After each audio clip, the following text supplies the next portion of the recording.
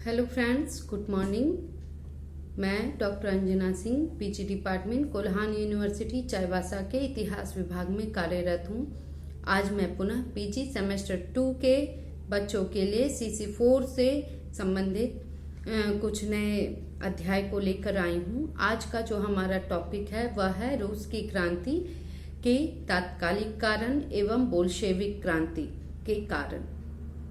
Bolshevik क्रांति क्या है, इस पे चर्चा करूंगी। इसके पहले हमने रूस की क्रांति के अंतर्गत यह देखा कि रूस की क्रांति के अंतर्गत यहाँ पर सामाजिक कारण, आर्थिक कारण, राजनीतिक कारण और बौद्धिक कारणों का विशेष योगदान रहा। इस तरह से हम देखते हैं कि रूस की जनता त्रस्त हो चुकी है।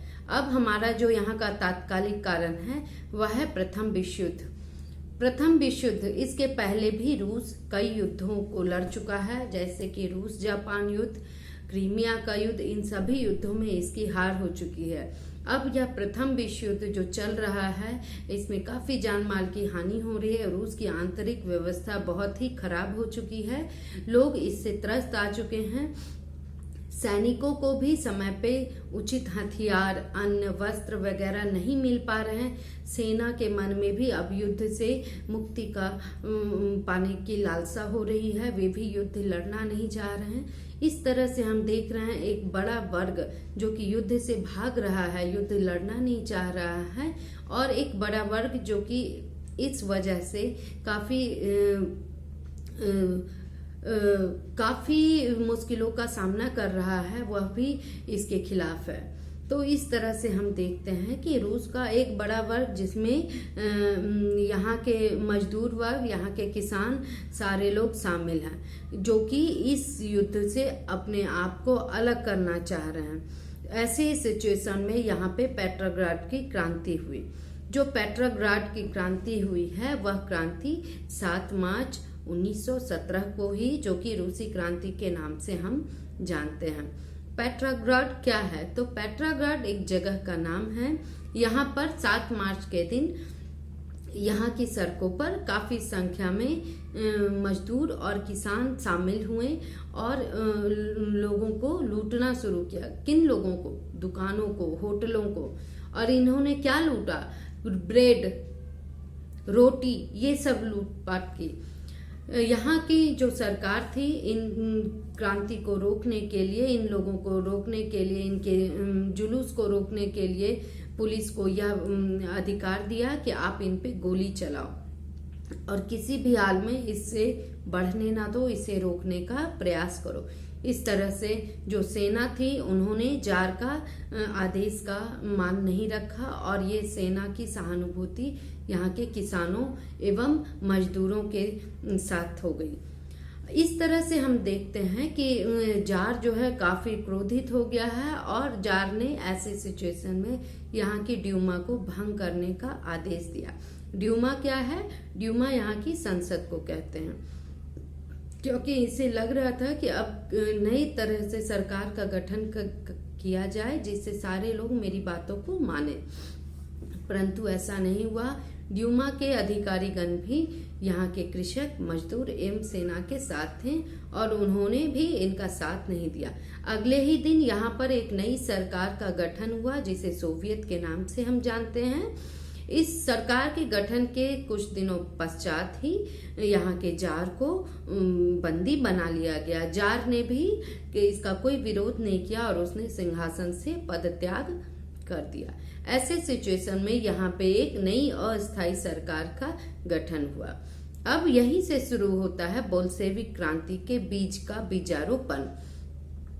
जो पेट्रोग्राड की क्रांति हुई, इस समय यहाँ पर बोल्शेविकों ने विशेष योगदान दिया और यहाँ पर लेनिन जो कि यहाँ पे आए और इस क्रांति की कार्यों में अपनी जान लगा दी और इस क्रांति को नए तरीके से चलाया, क्योंकि लेनिन जान रहे हैं कि यहाँ पे जो कृषकों की संख्या अधिक है और उन्होंने कृषकों के इसी विश्वास का फायदा उठाया और कृषकों को आगे बढ़ाकर सड़कों पर लाने का प्रयास किया।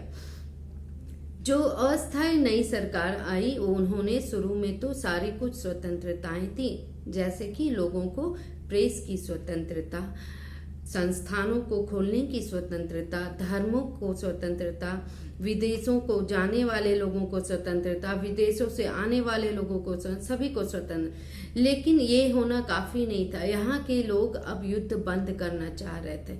यहाँ पे अभी केरेंस्की की सरकार थी। लोगों ने एक आवेदन दिया कि भाई यहाँ पे तो रोजी रोटी है ही नहीं। जो पेट्रोग्राड की क्रांति हुई थी, उस क्रांति का एक मुख्य नारा यह था कि रोटी दो, युद्ध बंद करो एवं यहाँ के अत्याचारी शासक का नाश हो, जो कि हम क्रांति के समय देख रहे हैं। तो रोटी देने का काम तो किया गया, लेकिन युद्ध बंद करने का कार्य अभी तक नहीं हुआ। केरेंस्की की सरकार यहाँ के लोगों के आदेश को अवमानित की और अपने आप को प्रथम विश्व युद्ध में लगाए रखा। ऐसे ही सिचुएशन में लेनिन की अध्यक्षता में बोल्शेविकों ने एक क्रांति का शुरुआत की, जो कि 9 नवंबर 1917 को हुई, जो कि हम इसे बोल्शेविक क्रांति के नाम से भी जानते हैं। बोल्शेविकों ने शुरू से ही, यानी कि मार्च क्रांति से ही लोगों का साथ दिया, लोगों का सहयोग दिया, लोगों की भावनाओं का मान रखा।